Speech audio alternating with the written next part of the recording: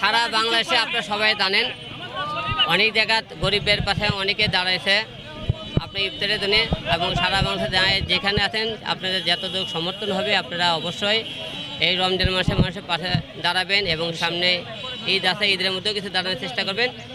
আমাদের পক্ষ থেকে আমি আপনারা সবাই জানেন সেলিম এবং আমাদের রবি সবাই এক টাকা ইফতারি প্রতি বছরে এরা আয়োজন করে আর এই আয়োজনে এবার আমরাও যুক্ত হয়েছি এবং হিরো আলম ফাউন্ডেশনের পক্ষ থেকে আমরা আজকে ইফতারে আজকে জনগণের সবার মধ্যে বিলে দিতেছি। আমি ইতিপূর্বে কোনো সময় আসি নাই, আজকে আমি এসেছি নতুন শুনতে পেয়েছি যে এখানে 1 টাকার বিনিময়ে ইফতারি দেওয়া হয়, এজন্য আমি আজকে এসেছি।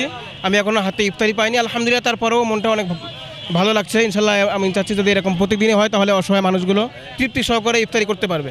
আসলে ভালো কাজের সাথে আমি সবসময় থাকি, যেখানে ভালো কাজ হোক আমাদেরকে সবাই পাবে, এগুলো আমার নয়। আমার কথা যে আপনি একটা ভালো কাজে উদ্যোগ নেন, আমাকে জানাবেন, আমি হাজির হয়ে যাবো সেখানে। ভালো কাজ করলে নিজের কাছে ভালো লাগে, সবার মুখে মুখে একটা সুনাম শুনলে ভালো লাগে, সবাই ভালোবাসে, এটাই আর কি।